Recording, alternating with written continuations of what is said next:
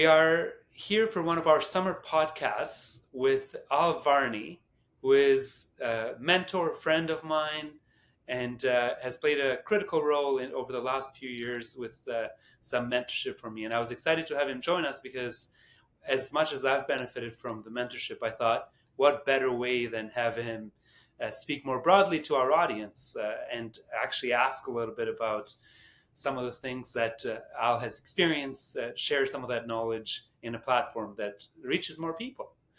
So Al, I know I've had the opportunity to spend a lot of time and get to know you very well. But for the benefit of our audience, who is Al Varney? Tell us a little bit about yourself. Well, Gary, first of all, thanks for the invite. And let's start with what I'm not. I'm not a lawyer and I'm not involved in the legal industry at all. So hopefully there'll be no buyer's remorse for inviting me to Firing on All Syllables. You know me pretty well, so feel free to rebut anything I say. But I guess I'm a Canadian businessman. I spent 33 years in a career at a global technology company, Xerox. And for the last 15 years of that corporate career, I held senior positions in Canada, the US, Europe, running different sorts of operations. And for the last 4 years, I've been doing a series of consulting roles, different types of consulting roles with companies from smaller founder-led organizations right up to some of the larger global technology companies and consulting companies. I live here in Toronto with my wife, Teresa. I love Toronto. I'm trying to experience it fully. And unless the world tilts on its axis, I don't plan on moving ever again. So that's who everybody's talking to. Well, Al, I'm going to just divert a little bit from our normal course of questions because of your love for Toronto. And I've asked you this in the past because you've lived in Dallas, you've lived in London, you've lived in Hamilton, you've lived in Windsor, Ontario, New York um, State. Yeah. New York State. There's been a few places. And when I asked you what was the best city to live in, you said Toronto, right here. Now, why would Toronto be better than, say, Dallas, London, or other places in Europe or elsewhere? Well, I always get asked the question, given the travel, like when I was in Europe, I was, traveling pretty extensively throughout Europe, and people always ask me, what's your favorite country? And I go, to visit or to live in? And when they say to live in, I always go Toronto, just because uh, I'm not Canadian by birth, but I'm a Canadian as an adult, became a Canadian as an adult. And I think this is a fantastic city, just quality of life that we have, sports, entertainment, dining, safety, cost. I mean, I used to think I lived in an expensive city in Toronto until I moved to London. So I think just the whole package, I think we've got a pretty special place here. And I agree with you, Al. I thought it's good for the audience to hear it because I meet a lot of people living in Toronto that are like, "Oh, I wish I lived somewhere else. I wish I lived somewhere warmer, and I wish I was in Europe." And I always say, you know what? Grass is always greener on the other side. But what better way than to ask somebody that with a good amount of credibility that has spent a fair bit of time in these places. Well, as of you. So I think we both feel that way. So I'll go back to a little bit about who Al Varney is. Growing up, who had the biggest influence on you, as in your character forming and in your evolution? Who would you say Yeah. was the biggest influence? Uh, probably a pretty typical answer to that question, Gary. I think it's probably my parents, specifically my father. He was British, ex-military, spent a lot of time in security, had a little bit of gypsy in his blood. So I and my siblings grew up in Britain, in Ghana, in Africa, in Malaysia, in Hong Kong, in Canada. But he had a lot of influence on me. He's been dead, 25 years, but he was tough. He was smart. He was analytical. He was highly ethical. But honestly, the biggest impact on me growing up probably was the physical moves that we made. Because growing up, and you might relate to this a little bit, but growing up, I always had the wrong accent. I always listened to the wrong music. I always played the wrong sport.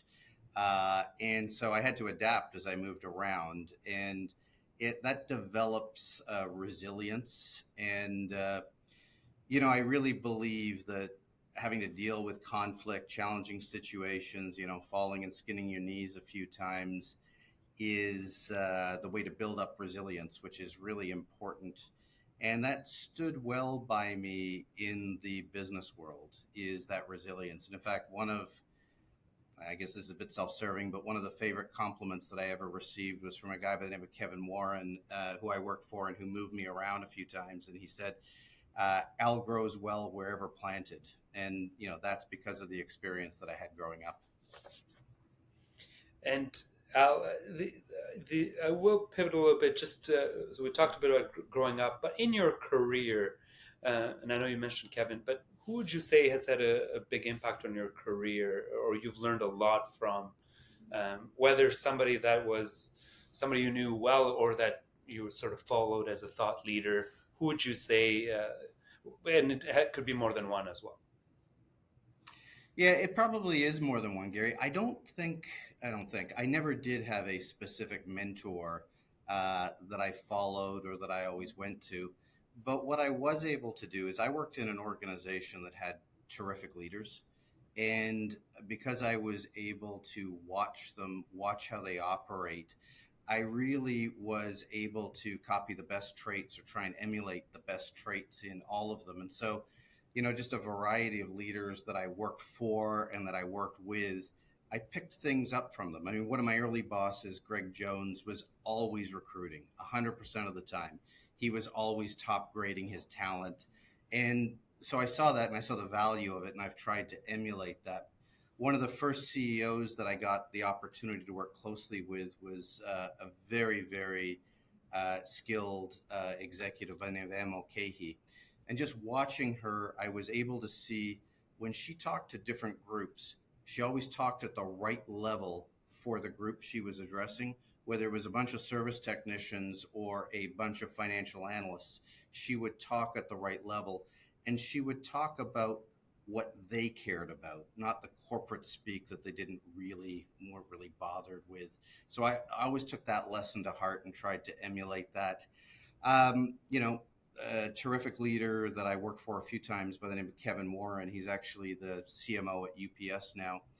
I watched him be a lot bolder in decision making than most of the executives. And, I realized that you can be more aggressive. And most of the time when we think we're being aggressive in our decision making, we're really not. Like we think we are, it feels like it at the time, but in the rearview mirror, you realize that you're just not as aggressive. And then at the risk of killing it, I worked for a very talented executive, Jeff Jacobson, and I watched him navigate the company through some pretty choppy waters. And I realized watching him that he was highly communicative and always left people feeling there was a firm hand on the rudder. And I think that let them get through the change. So a really long-winded answer just to say, I don't think it's about a mentor for me. It's just been about what I've seen other people do exceptionally well that I've tried my best to copy. Well, and I think there are some important lessons built in now. So, just starting from the first example alone, always be recruiting for any good leader. You always need good talent, and our talent is always evolving with the organization. So, the talent that we need today may look a little different tomorrow. So, we always have to look for it. Connect with the various levels within the organization. The bigger the organization, the better, and the more important it is to connect at the various levels of the individuals you're speaking with. You want to be bold in the decision making because indecision can be paralyzing to an organization. And if I were to paraphrase the last one is, as you navigate through changes, instill confidence in the team around you so they don't feel like they're about to go in a sinking ship. So. No, you were really listening. That was a good summary. Well, and distilling for the audience, and ideally put some captions with the podcast to say, okay, let's get some lessons. But really, if you think about it, in leadership, these are distilled lessons are so key to just keep in the back of your mind because we're overwhelmed with information. I'm going back to your childhood one last time, Al. We seldom end up being what we thought we were going to be as kids. When growing up, what did you think you wanted to be? Was there something you can think of that you were like, I really wanted to be this? There wasn't, Gary, and honestly, I had no idea what I wanted to be. And until university, I didn't really know who I was as a human being. I mean, I always worked hard. I knew that. I did okay in school, but, I didn't do terrifically. I went to McMaster and graduated in chemistry. I actually can't remember why I went into chemistry. It just was something to do at the time. But I knew that I wasn't going to follow a chemistry path. I wasn't going to take a PhD. And if I didn't do something different, I would end up in quality control in a lab somewhere, which wasn't going to work for me. And I was really fortunate in that I got a job while I was in university, a 100% commission job, selling Christmas ornaments.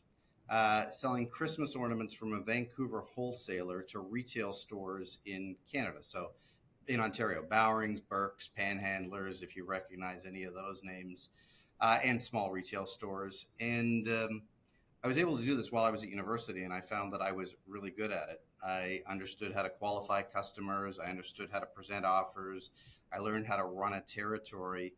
And frankly, I was just really fortunate in that I was making a lot of money while I was at university, and graduated in a different position than a lot of my friends. But that sort of set me on the course. And so coming out of school, I applied to, the big ones where sales was key: Xerox, IBM, Procter and Gamble. P&G wouldn't give me an interview. I think I was on interview number 6 with IBM when Xerox offered me the job. And that set me on the course of having just a terrific, really rewarding career. I thought I'd go do it for a couple of years and then go out on my own. And as I mentioned in the intro, I ended up working for them for 33 years. Well, and that's these days more and more rare as time goes on now to see somebody have an entire career within the same organization. So that's admirable in its own. But it was a different time. I don't think that happens as much today as it did back when I was coming through the corporate ranks. Well, if I can, and again, I'm pivoting a lot during this, but as long as it adds value to the audience, why do you think that doesn't happen as much? I think the value proposition's changed. I think that loyalty on both sides has been altered over the years. I mean, it was always that way. I mean, corporations are corporate monsters. I mean, the day they think they can make a dollar more without you than with you, they do and should make change. But there's less guarantees, I think, and I also think that people getting into the business world these days, they're looking for different experiences. They're much more willing to move around and have those different experiences. And I think it's healthy. I don't think it's either good or bad. I think it's healthy as well. I think you can move around too much.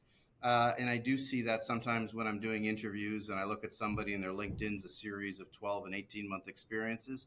You don't want that, but nobody's expecting somebody to work for a company for 15 years anymore. Right.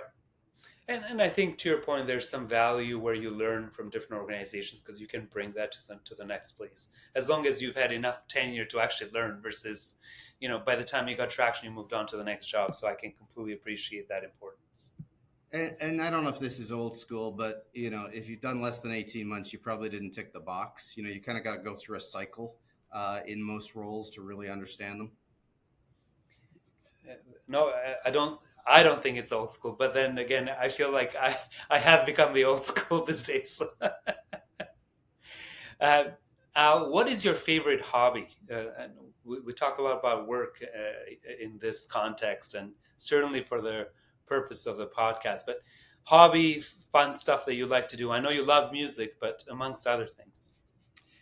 Well, this is probably an area where I fall a little short. I don't have a lot of hobbies, Gary. I've always enjoyed the work that I've done. I've never sort of viewed it as a negative, and so I tend to probably lean into that a little bit more.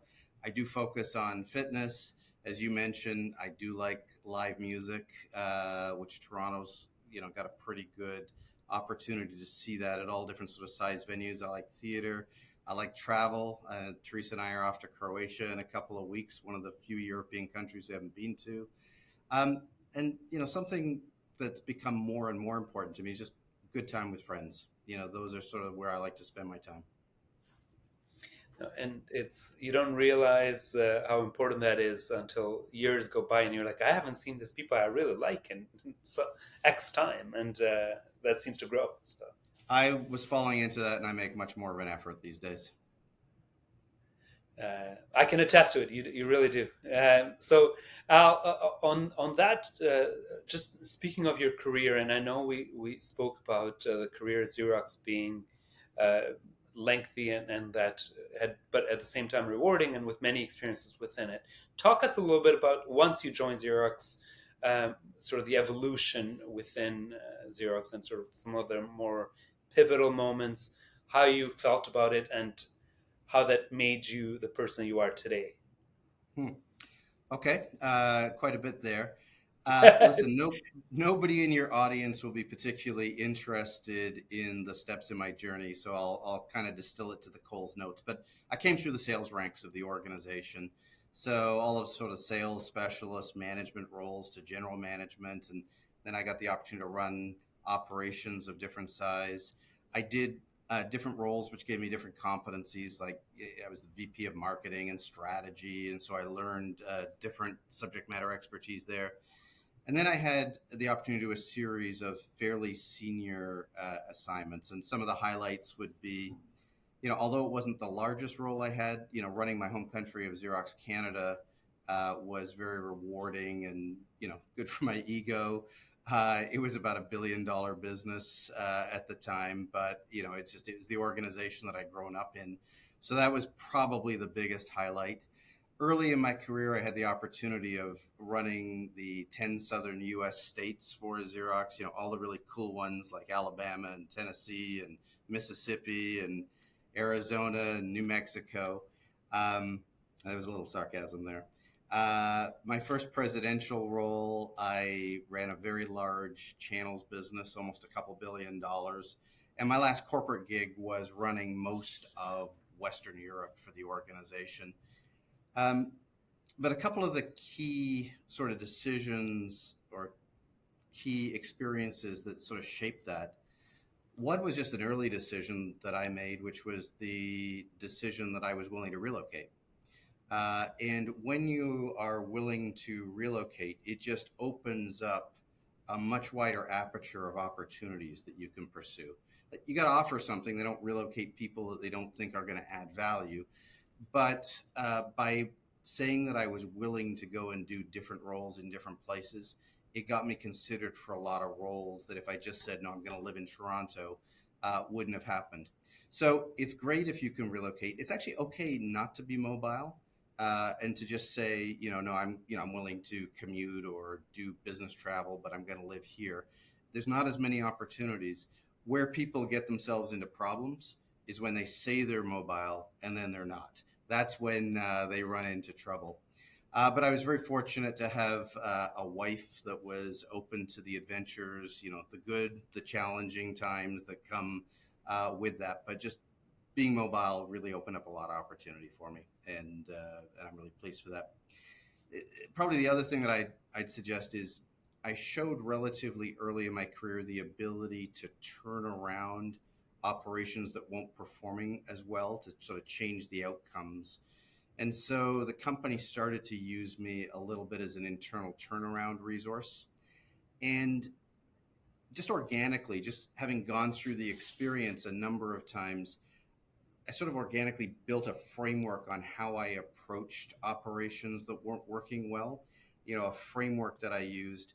And whether it was in different geographies, different channels, direct, partner-led, whether it was different languages, the model just always seemed to work. And it wasn't rocket science. Like, it's one of those ones that's it's simple, but it's not easy, if you know that expression. So those were probably a couple things that really got my career going. So Al, I have two follow-up questions, and I think you would have expected that I would on that.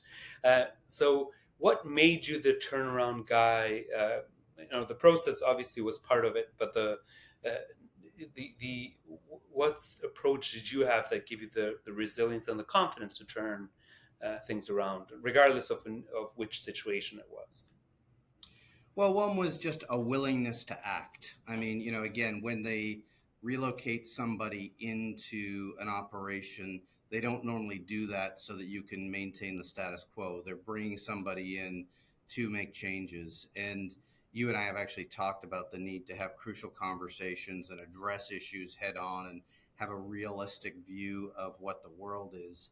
Um, so I'd say that's probably it. But the framework really is about starting with assessing talent. Do you have the right talent? I mean, starting really with the leaders. You know how important I think leadership is, and you'd have to go in and look at the leaders and go, are they intelligent enough to do the role? Do they have the accountability necessary? Like, are they looking in the mirror? Do they have followership? Are they driving good results, or do they have a track record of some results? You assess the talent and make change where necessary. Then you have to look at the culture and go, is this really a performance culture? Like, are they transparent with the results and how they're doing? Do they address difficult topics? Do the audio and the visual align between what they say is important and how they're acting as being important?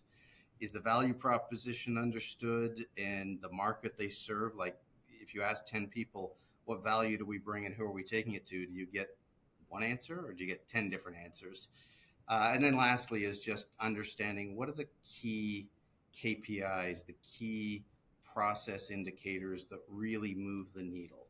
Do we know what they are, and are we managing those? And there can't be more than 5 of them, and hopefully it's more like 3 of them. And that's sort of the framework that I took that enabled those turnarounds. No, and I think that makes a lot of sense, and it also it would apply to any organization and any business, regardless what industry they're in. They could be service, it could be product, etc. For sure. Well, you know what I'm doing now has nothing to do with my background, and yet the same principles seem to be yielding. So I think you're absolutely right. It's agnostic of whatever industry you're in. I have a specific question around growing up in sales and how that served you in leadership.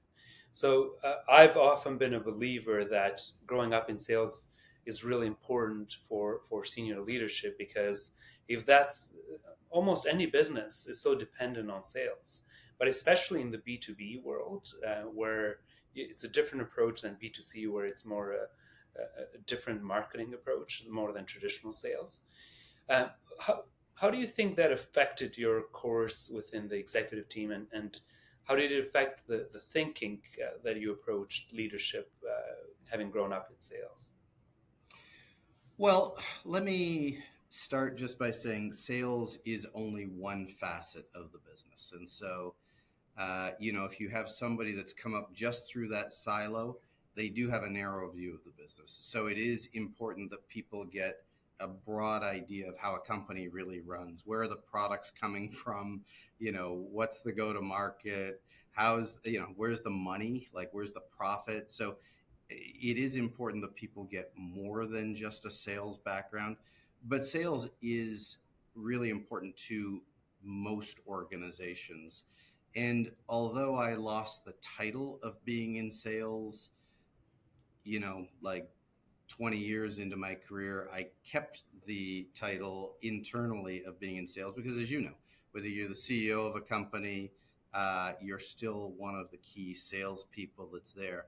So I think a number of things. One is just having done so many of the jobs, you understand the jobs. You understand how the business really runs. If you've come in from the ground and you've seen how it's marketed and you're engaged with clients, you actually talk to the people that are using your products or your services. That's really important. And you tend to understand the different levers that can be pulled in that area. And Al, if because all the research shows leaders could be of different personalities, different characters. If one of them didn't have any sales experience at all, what recommendations would you have for them if they are in senior leadership, whether CEO or in a similar role? What recommendations would you have for them for exposure to sales? I think First of all, most people, by the time they get to the CEO role, they will have already done this. It's unlikely that they've gotten to the CEO role and then going and saying, let me see how we actually sell our products. But I just say, get exposure to it. I mean, there are a few diseases of senior people, if that term's okay. One of them is just being too removed, not really understanding what's going on in the field. And, it's very easy in larger organizations to get to the point where it's like, when's the last time you talked to a client? And, I'd say that in combination with, as you get to senior levels, you get a very filtered view of reality from the people that report to you. You don't actually know what's going on. You're hearing a filtered version of what's going on. And it's by going and having those experiences that you really find out what's happening, with your clients and where you actually make your money. I'm pivoting a little bit to your personal growth. And this is more current state, but we can also speak traditionally. What strategies do you employ to foster, to stay motivated and to grow as a leader? So essentially, the growth never ends, regardless of what stage you are of your career. How do you do it currently, other than listening to a lot of podcasts? Which I do. I'll break it into the two parts. So the first is, what do you do to stay motivated? This will be probably an unsatisfactory answer, but I've never really had motivation issues. I've really enjoyed all of the roles that I've taken on. Doesn't mean I loved every day, but I've always been motivated by what I've been put in place to do. And so I've never had those. I have had friends and people that I've coached that have gone through these dips. I haven't experienced that. But if I was being truly transparent, Gary, one of the things that has actually motivated me for a large part of my career is a fear of failure. And when I commit, like when I say I'm going to do something or I will do something, I feel this huge sort of internal pressure to deliver. And so it's not been a paralyzing fear, but it's always been a motivation for me, is the feeling that I committed, I said I would do something, and now I've got to go and deliver it. So there you go. You didn't realize this was going to turn into a therapy session for me. On the growing, I would say it's about trying new things. And that's never been truer than the last few years in my consulting roles. I've only been accepting opportunities that interest me and excite me, and they tend to be the things that I actually don't know how to do. I don't know how to do it at first, and I've got to go learn it. And that is when growth takes place. Growth takes place when you're put into a situation that you don't understand or you don't know, or you got to go take some chances. I think that's when we grow as individuals. Absolutely. I think by every definition. And now, so I will probe a little more just from because I think these are all very important. The when you think of we talked about not wanting to fail, etc. Those are all important, and as we grow, not that we never fail, it's just that we're certainly not wanting to do it repeatedly is key. It's not a good recipe. Exactly, and one of the things that I've noticed with you, you're very disciplined, and I think leadership requires discipline. And was that something that was inherent, or was that something that you developed a bit more with time? So I think in my case, I think it was pretty inherent. I think I've always been a fairly disciplined individual. I mentioned that I was brought up by an ex-military father, and so that was sort of always expected. But I do believe discipline can be learned, and I do believe discipline can be built in.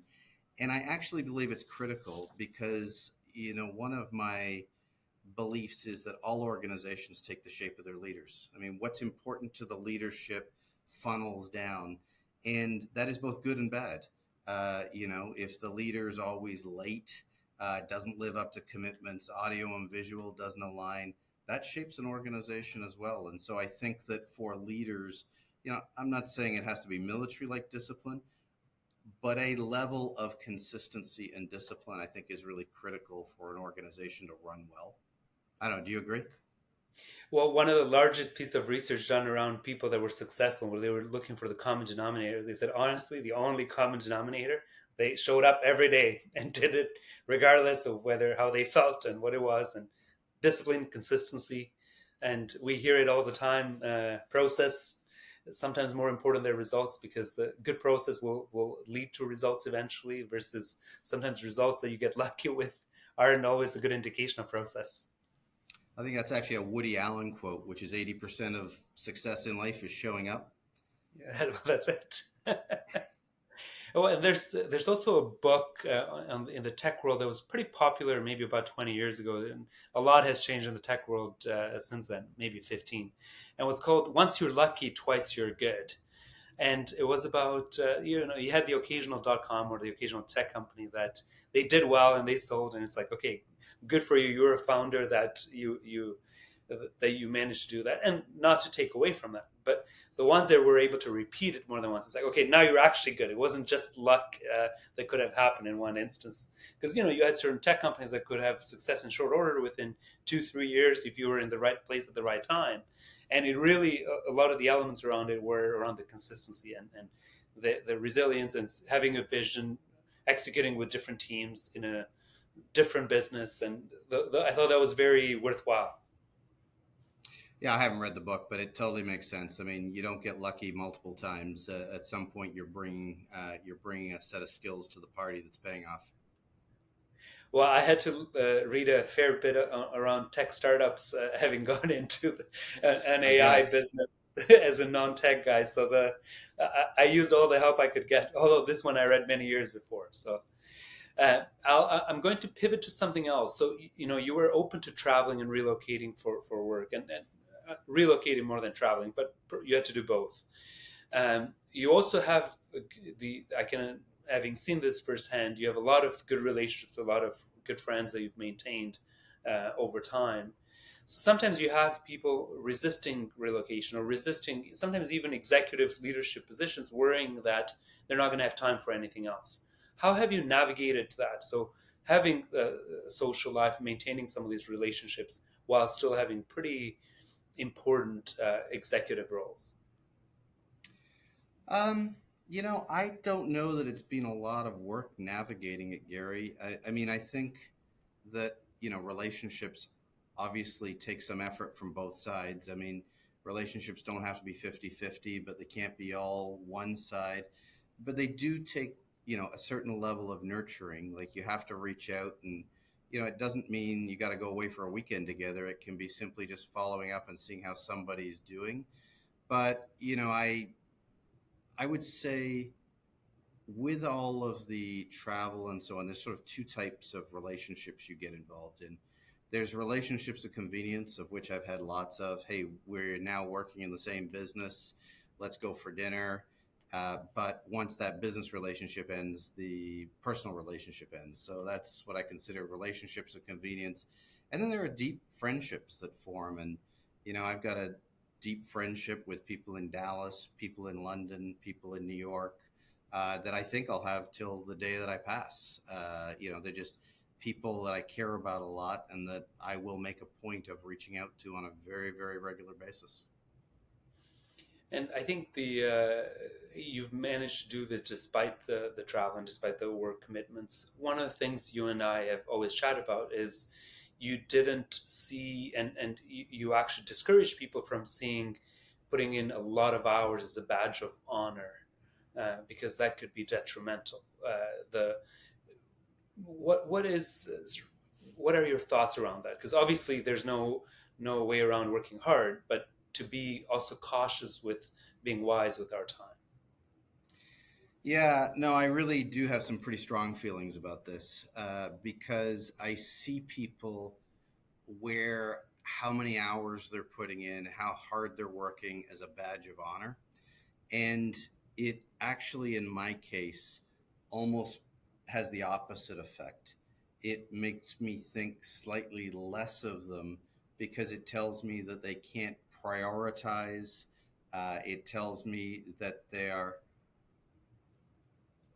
I'm just going to stop. The screens have all gone dark on me. Gary, are you actually there? I'm here, and you're okay because we're recording locally. Okay. Shall I just start that question again? Yes, go ahead. Okay, just so you know, I can no longer see anything other than myself. We'll just keep going.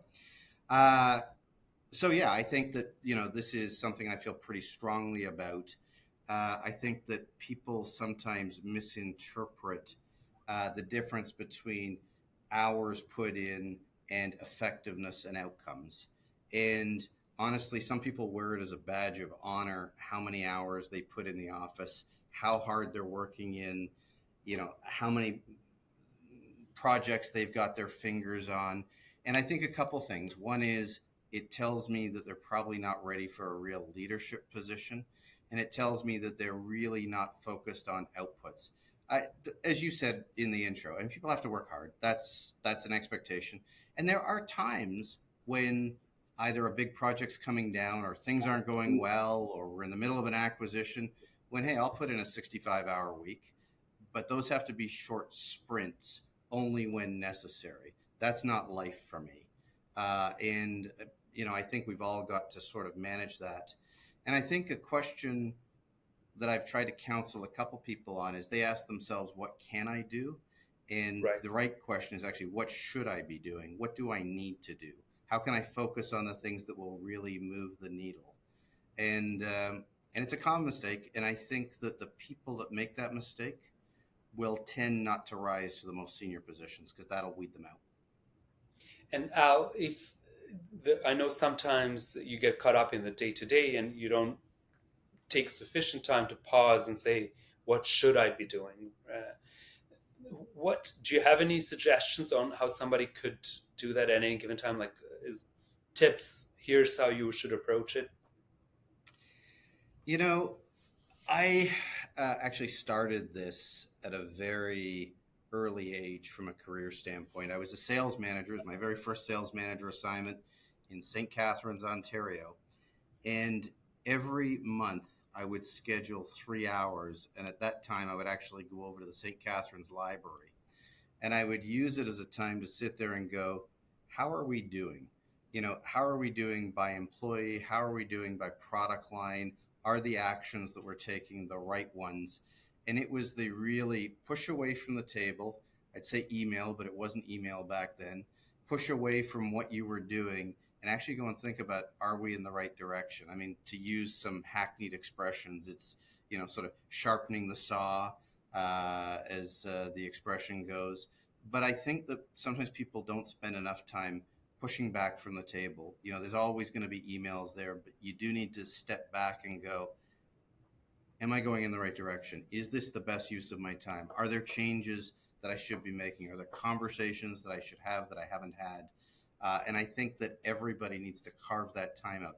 And it will not happen magically. The only way you get that time is you schedule that time, you calendar it, you treat it relatively religiously.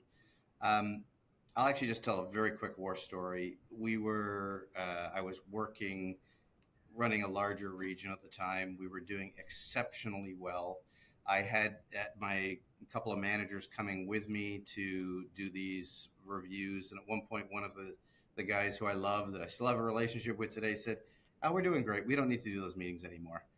And I had to stop him and go, "You understand that's why we're doing great, right? Is because we take the time to do this."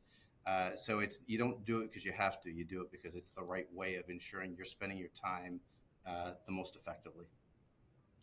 No, and I think it's, to your point, calendarizing it, making it as part of your process. That am I only doing things I should be doing versus anything possible to be doing? Great piece of advice. Al, one last question for you before we go to the final question, our final stage, which is what we call the rapid fire questions. You're doing a Okay. role with PowerON as the president of PowerON. Tell me a little bit about this role and about PowerON to the audience that may not be familiar with it. Sure. So PowerOn, which is where I am right now, this glamorous office you can see behind me, is a subsidiary of Ontario Power Generation. So Ontario Power Generation, or OPG, is a Crown Corp utility here in Ontario. It produces more than 50% of Ontario's electricity through a variety of hydro and nuclear projects. And in Ontario, we are blessed with a very clean electricity grid. I think it's about 94% of the electricity that we consume is clean, which is very, very high. So Ken Hartwick and the board at Ontario Power Generation have this vision of electrifying life in one generation. And there's two components to that. One is they've got to generate and continue to grow the amount of power they're generating. But the other thing that they're doing is they're trying to help organizations in Canada convert to using more and more electricity. And so they've got a number of subsidiaries aimed at doing that. So the IV charging network, if anybody has an electric vehicle and they're driving down the 401 and they stop in an en route, there's IV charging network. That's Ontario Power Generation. PowerON is the subsidiary that I'm leading right now. And it is aimed at helping organizations transition to electrical. And we're focusing right now on fleets. So both commercial fleets and transit fleets. So we're doing work with the Toronto Transit Commission, Oakville Transit, Barrie Transit on transitioning them from a diesel fleet to electrical by focusing on the infrastructure. We're also working in commercial accounts as well. Like we're doing some infrastructure work at Billy Bishop Airport. We're working with Cogeco on their fleet.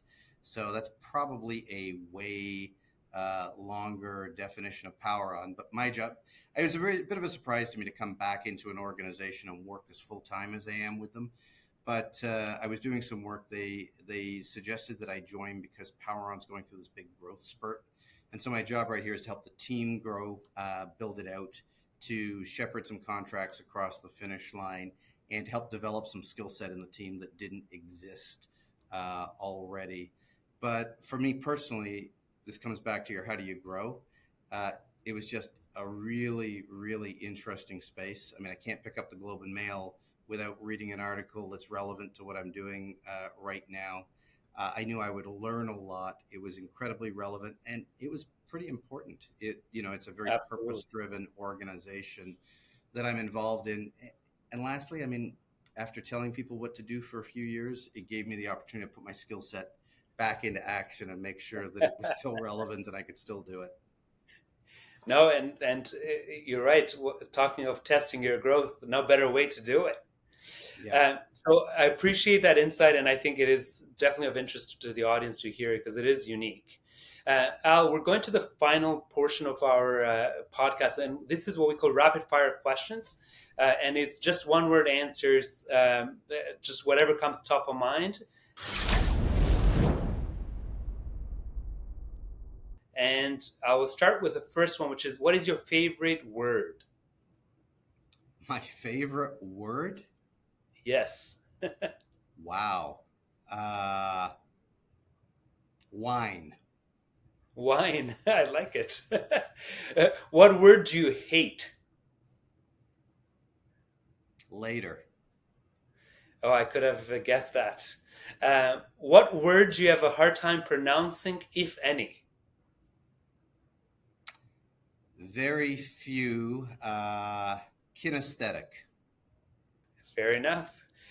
What is your favorite word in another language, if any? Well, these are very unusual questions, Gary. Cerveza. Well, when you're in our business, there needs to be something but another language. And the last one, what is one word to describe yourself? It's hard to describe in one word, but I think you know me well enough to know focused would probably be a good word. I think it is. Al, thank you. You've been great, and I think the audience will get a lot out of this podcast. We try to keep it as distilled as possible and keep it at a length that is easy for listeners to listen to while on a commute or while exercising. But when you have so much insight, I had to hold myself back from probing further in certain directions. So it just means we may have to do a second round of this. Well, I really appreciate the opportunity, Gary. Thanks very much. Hopefully you can edit out the boring parts.